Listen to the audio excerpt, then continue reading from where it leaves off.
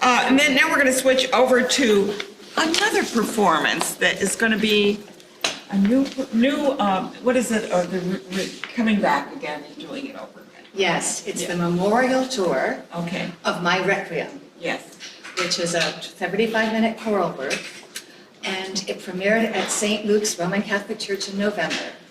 And I loved it. yes, it was a triumph, and I've been so honored by the number of people who've come to me and said, I'd love to hear it again.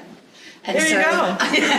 So I felt... Who says that? You know, I when know. they do, you say yes. Oh, I'm honored to say yes. And Yes. so we're going to be performing at 3 separate churches. 3 times. 3 separate churches in the Capital District Okay. over 3 days of the Memorial Day weekend. And I'm aware that a holiday weekend is always risky for scheduling performances, but in this case, the subject matter of Requiem is so perfect for Memorial What Day remains weekend. of love, right? What remains is love. Is love, I'm sorry. That's fine. It's Yeah. so nice to be here, Anne. Thank you. Yeah, and I also want to give a big shout out because you had done the Hearts of Fire, isn't it? Yeah. Yes, I'm a composer lyricist, and the thrust of my work is really with musical theater. So I'm sure there are many of your viewers who will remember In Hearts of Proctor, it Fire. was performed, yeah. Twice at Proctor's. The subject matter of that is similar to what I'm drawn to in the Requiem.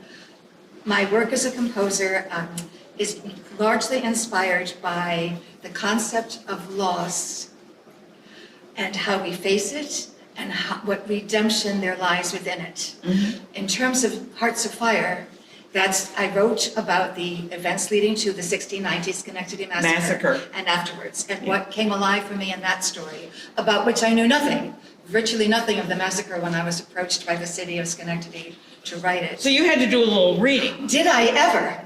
And I'm not a historian, and I thought, oh dear, what am I going to do? But I was in the Schenectady Library seeking some kind of written matter about the event of the massacre.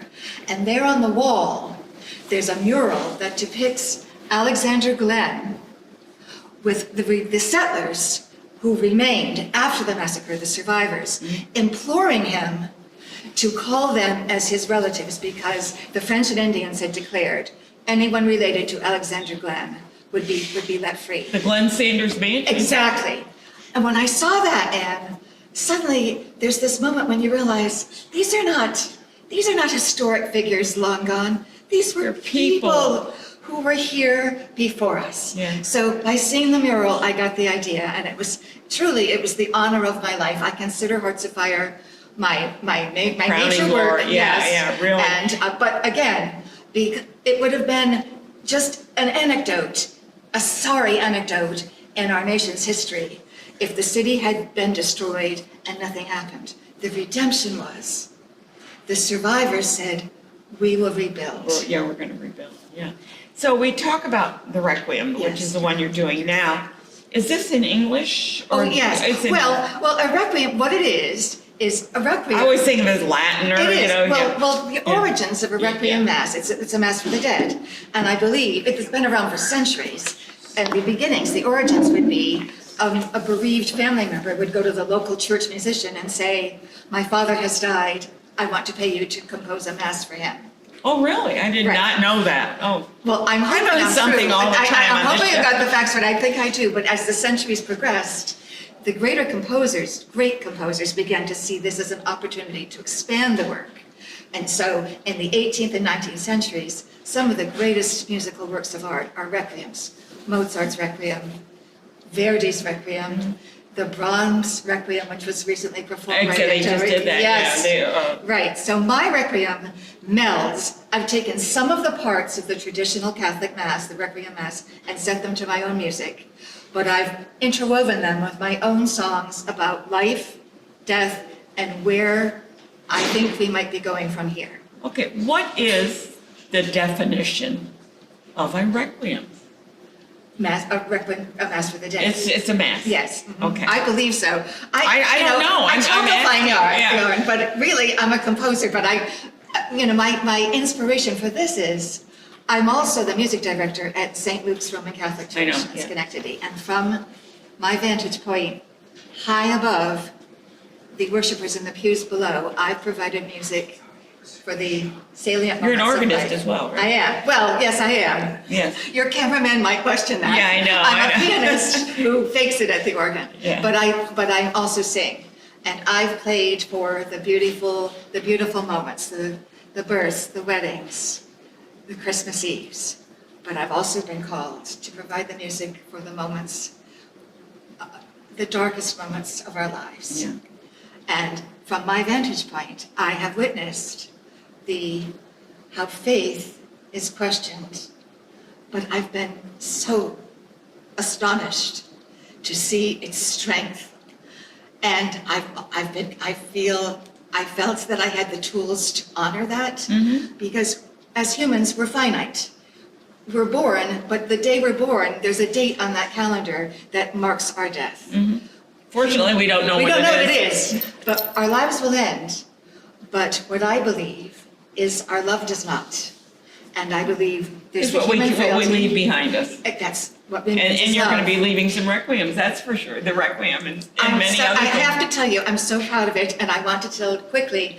I've got 24 glorious voices to sing it. Oh, wonderful. I've been so blessed with the talent who contributed to this, because there's no way I could do it alone. No. So I have that going on, and it's 3 performances. Okay, let's talk about where they are and what day they are. I know they're on the Memorial Day weekend, but they're not on a Monday, so Memorial Day is on Monday. No, so not doing you're- that. yeah. So the first up is Friday night, so it's going from east to west. First up is St. Paul's Episcopalian Church on Hackett Boulevard in Albany. Okay. That's on Friday, the 26th at 7 p.m. Okay, Then the next night, we come to Schenectady. okay. First Reformed Church, right in the stockade. Perfect Beautiful. place. I'm so excited to be there. That is a perfect venue. I've always wanted to play there, and also being in the stockade, I just feel thrilled to be there. So that's Saturday, the 27th at 7 p.m. And then the final stop is an afternoon performance in Amsterdam, my hometown,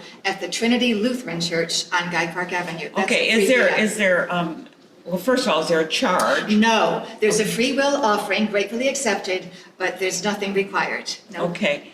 Is there a minimum attendance? I mean, is there, like, we can only hold so many people, a maximum I'd say Oh minimum. my goodness, meant Ann, I maximum. haven't even thought of that. But churches are pretty good. They're large. I'm not expecting standing room only, but that would be fantastic if Would that be happens. But I'd love anyone who's looking for a moment to reflect on this weekend of our national remembrance. I think it's the perfect event. It is, it's perfect. It's a perfect tie-in to Memorial Day week. It's perfect. I do hope that you get a nice turnout. Thank you. And I must say, it's a pleasure to meet you. Ditto. Yeah, it really is, because I've heard about you, and it's like you've always been kind of out there, Out there indeed. an amorphous person that did this thank wonderful you. Hearts of Fire. And have you heard about Maria?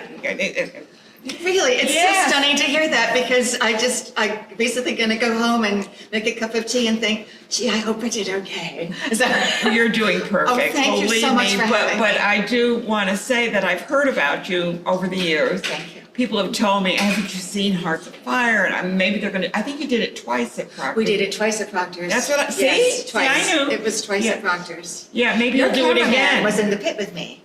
I had 2 keyboards, and myself playing the piano, and Malcolm Kogut was one of the. Malcolm Kogut, who is that guy? He's a Hi, wonderful Malcolm. player, but he will tell you, he played so faithfully beside me. Yeah. That was a long time ago, but I not forgot.